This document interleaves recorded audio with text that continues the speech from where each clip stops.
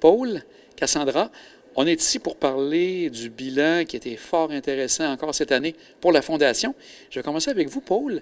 Au niveau des réalisations, qu'est-ce qui a été vraiment marquant pour vous pour 2022-2023?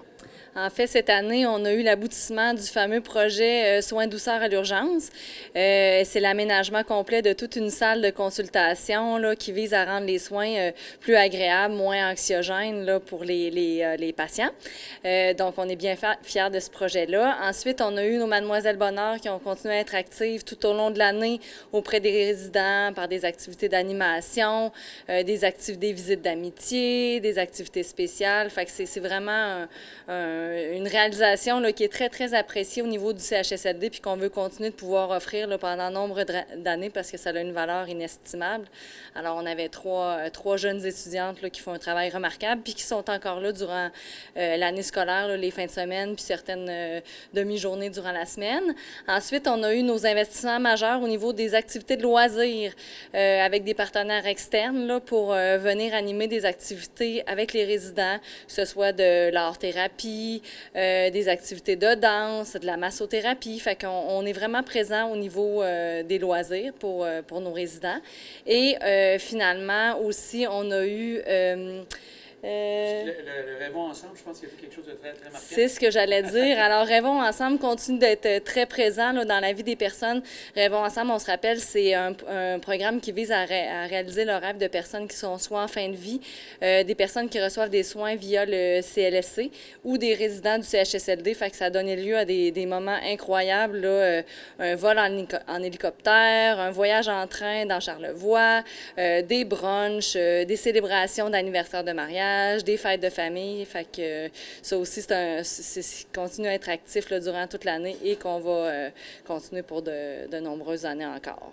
Et par rapport justement à Rêvons ensemble, est-ce que les gens, de la manière que ça fonctionne, vous suggèrent comment ça se passe pour que les gens puissent réaliser leurs rêves à ce moment-là? En fait, c'est souvent l'intervenant du CIUS Capitale Nationale là, qui est en lien avec le patient ou l'usager, qui lui suggère, qui sollicite là, voir c'est quoi ses intérêts, qu'est-ce qui lui ferait plaisir. Fait que c'est comme ça, en discutant ensemble, qu'ils trouvent des activités ou des idées de rêve à réaliser. Là. Fait que ça vient souvent des personnes du terrain. Puis pour Mademoiselle Bonheur, moi, ce que j'ai trouvé très intéressant, on voit sur votre page Facebook des gens souriants. Ils ont fait un travail encore incroyable cet été.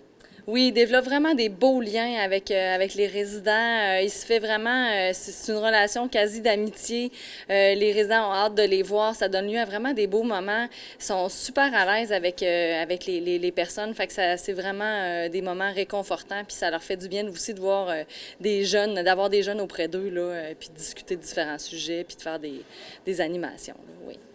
Cassandra, au niveau de ce qui s'en vient pour l'année à venir, donc il y a vraiment encore de beaux projets qui vont continuer, mais il y en a de nouveaux qui vont arriver sur le plancher. Oui, tout à fait. Il y a déjà plusieurs projets qui sont en cours de réalisation. Là. Notamment, on a un beau projet de boîte d'accueil pour les nouveaux résidents qui arrivent au CHSLD.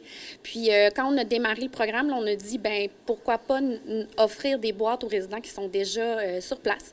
Donc là, on travaille actuellement avec le personnel soignant à sélectionner des items qui font plaisir aux résidents, puis on leur fait un beau panier cadeau qu'on offre vraiment à tous les résidents du CHSLD. Ensuite, bien évidemment, il y a le programme Rêvons ensemble qui se poursuit, qui a vraiment un impact concret là, sur les bénéficiaires, sur les familles, mais aussi sur le personnel soignant qui travaille avec nous sur ces projets-là.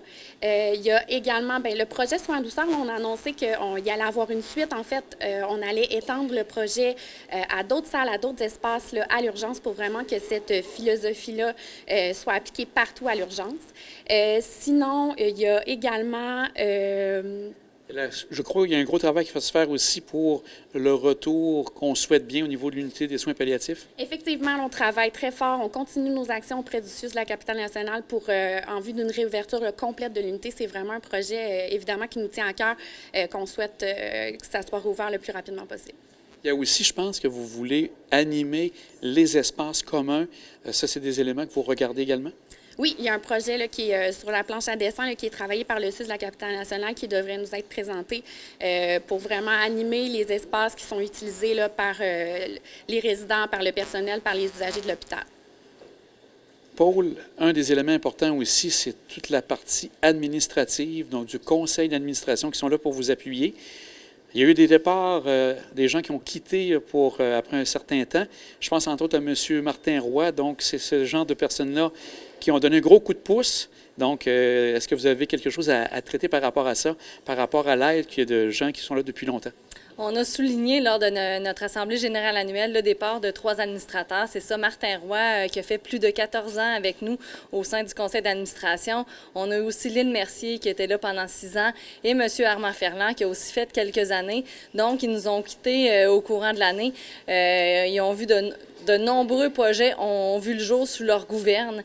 Ils ont travaillé vraiment, ils ont mis des beaux efforts pour améliorer les soins de santé sur la côte de Beaupré. Alors, on les a remerciés chaleureusement. Ça a une valeur inestimable, la part du conseil d'administration. C'est vraiment eux qui mènent la gouverne, le bateau, en fait, là, qui nous donne notre direction, là. Et je crois que ce qui est intéressant dans ces moments-là, c'est dommage de les voir quitter, on comprend la situation, mais c'est toujours intéressant aussi de revoir de nouveaux visages. Donc, 3 nouveaux administrateurs administratifs se joignent à vous. Oui, on a 3 nouveaux administrateurs. Sylvain Laroche, qui est un entrepreneur avec une expérience incroyable, qui est d'ailleurs nouvellement propriétaire là, de la microbrasserie Brasseur des Monts à Saint-Ferriol. On a Magali Fortin, qui est aussi une résidente de Saint-Ferriol, qui est agent de liaison médicale scientifique, très impliquée dans le milieu pharmaceutique, donc qui connaît bien là, tous les différents corps professoraux qui travaillent au niveau de la santé.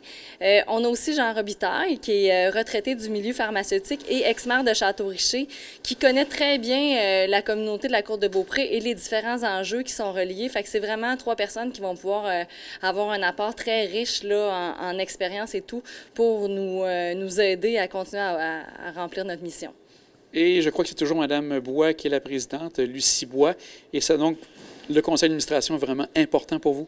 Oui, Mme Lucie qui est impliquée à 100% avec nous depuis plus d'une dizaine d'années, qui connaît aussi bien le milieu. Alors, c'est vraiment une personne riche en informations, en expérience pour nous qui nous aide vraiment c'est notre leader de la Fondation. Je me tourne vers Cassandra. Donc, aussi, ce qui est intéressant, vous avez eu les félicitations de Mme Lynn Maltais d'ICIUS, la capitale nationale. Donc, un partenaire important. Donc, c'est toujours intéressant d'avoir une petite tape dans le dos venant de partenaires.